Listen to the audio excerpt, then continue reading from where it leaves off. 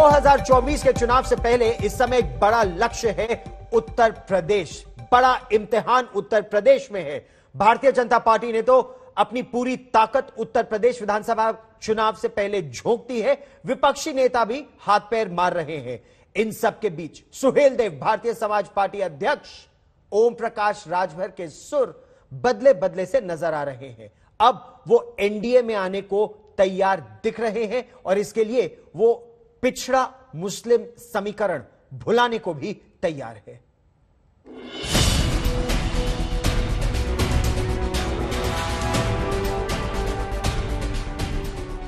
UP का सियासी रण सजने लगा है। सियासी दांव पेच शुरू हो गए हैं। चंद महीनों बाद देश के सबसे बड़े सूबे की सत्ता के लिए चुनावी रणभेरी बजने वाली है और इन सब के बीच यूपी से आई एक ऐसी खबर जो कम से कम बीजेपी के लिए राहत देने वाली है। बीजेपी को हाल के दिनों तक पानी पी पी कर कोसने वाले सुहेल देव भारतीय समाज पार्टी के अध्यक्ष ओम प्रकाश राजभर अब एक बार फिर एनडीए का हाथ थामने को राजी दिख रहे हैं। राजभर ने दो टूक कहा कि उनकी कुछ मांगे मान ली जाए तो वो एनडीए के साथ आ सकते हैं। ये वही राजभर हैं जो 6 दिन पहले बीजेपी के नेताओं को पीटने की बात कर रहे थे। पूछ के लेकर आया हूँ 2 बजे, मैं 11:15 बजे तक बलिया में मीटिंग किया हूँ रसड़ा। मीटिंग से खाली हुआ हूँ, उसके बाद वहाँ से चला हूँ तो आपके बीच में 2 बजे के आसपास मैं पहुँचा हूँ। क्यों पहुँचा हूँ? मैं चाहता हूँ कि आप लोग बताओ, भारतीय जनता पार्टी का नेता अगर गांव में दिखाई तब बोला होकर पिटाई हुई कि न हुई है? आज की जो मुलाकात है ये शिष्टाचार मुलाकात थी।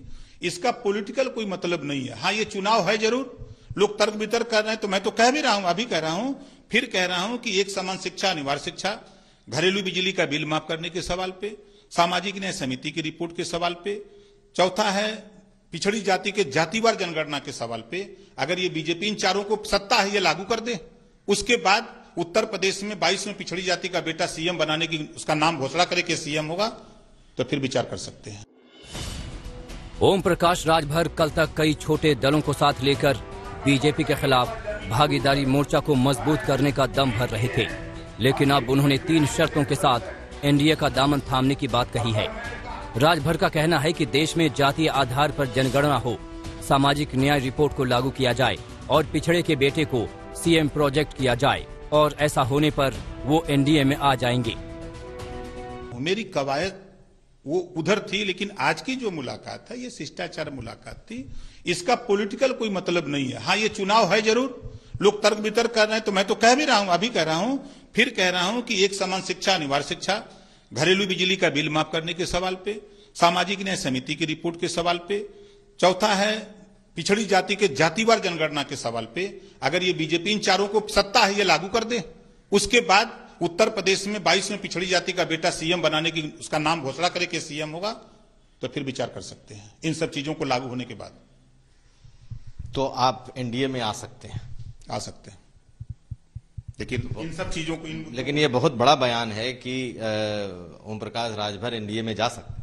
नहीं, बड़ा बयान नहीं। हम जिन गरीब कमजोर वंचित समाज की लड़ाई लड़ रहे हैं उनका लाभ अगर हो तो ओम प्रकाश राजभर कहीं भी जा सकते हैं। उनका हम हित चाहते हैं, हम अपना हित नहीं चाहते। अपना हित चाहते तो हम बीजेपी में तो मंत्री थे ही। यूपी बीजेपी के उपाध्यक्ष दयाशंकर सिंह ने राजभर को फिर से एनडीए में लाने की पहल की। उनके साथ राजभर ने जाकर यूपी बीजेपी के अध्यक्ष स्वतंत्र देव सिंह से मुलाकात की और इसके बाद उनके सुर बीजेपी को लेकर बदल गए। दयाशंकर सिंह अब दावा कर रहे हैं कि राजभर सैद्धांतिक रूप से हमेशा बीजेपी के करीब थे और उनसे कोई बड़े मतभेद नहीं थे। माननीय ओम प्रकाश जी 2017 में जब चुनाव हुआ विधानसभा के तो हमारे साथ सहयोगी दल में थे और राजनीति में लंबे समय तक न कोई दुश्मन रह सकता है और न कोई दोस्त रह सकता है। समय और परिस्थितियों के अनुसार दोस्त और दुश्मन बनते हैं। और जहां तक वैचारिक सवाल है तो माननीय ओम प्रकाश जी ने जब उज्ज्वला योजना की जब माननीय मोदी जी ने बलिया में उद्घाटन किया था उस समय उन्होंने कहा था कि जो समाज के जो दलित कमजोर वंचित लोगों के लिए आज मोदी जी काम करते हैं पूरे देश में, मैं भी अपने क्षेत्र में वही काम करता हूं।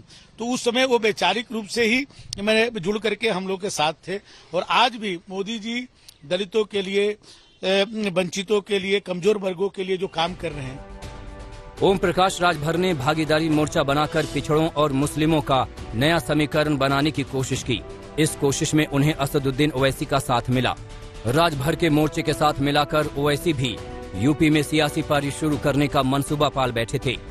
दोनों के बीच सियासी जुगलबंदी बनी, लेकिन कुछ दिनों के बाद अब राजभर ने ओवैसी का हाथ झटक दिया है।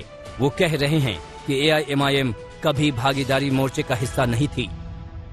ओवैसी जी की बार बार बात कर रहे हैं, आप अब बताइए कि ओवैसी जी का कोई प्रेस वार्ता हुई थी जो मोर्चे में है? कोई हुआ था? हाँ, हमने पहल किया है उनके साथ जाकर के कि वो मेरे मोर्चे में शामिल हों। तो लगातार कहते रहे हैं कि हम मोर्चे में हैं, आपके साथ कह तो रहे, मैं तो कह रहा हूं, लेकिन आप बताइए कोई प्रेस हुआ लखनऊ में? सामाजिक न्याय समिति की रिपोर्ट, प्रदेश में समान, अनिवार्य और फ्री शिक्षा, प्रदेश में भाईचारा, अमन चैन कायम करने के लिए भागीदारी संकल्प मोर्चा बना के हम लोग एक विकल्प, सपा को भी लोगों ने देख लिया, बसपा को भी देख लिया, कांग्रेस को भी देख लिया, भाजपा को भी देख रहे हैं। राजभर का दोबारा एनडीए की तरफ झुकाव कम से कम बीजेपी के लिए राहत की बात है, क्योंकि यूपी में राजभर समुदाय के 3% वोट हैं। 125 सीटों पर राजभर समुदाय के वोटर हैं। पूर्वी यूपी में राजभर समुदाय का समर्थन अहम है। दावा है कि 62 सीटों पर राजभर वोट निर्णायक हैं।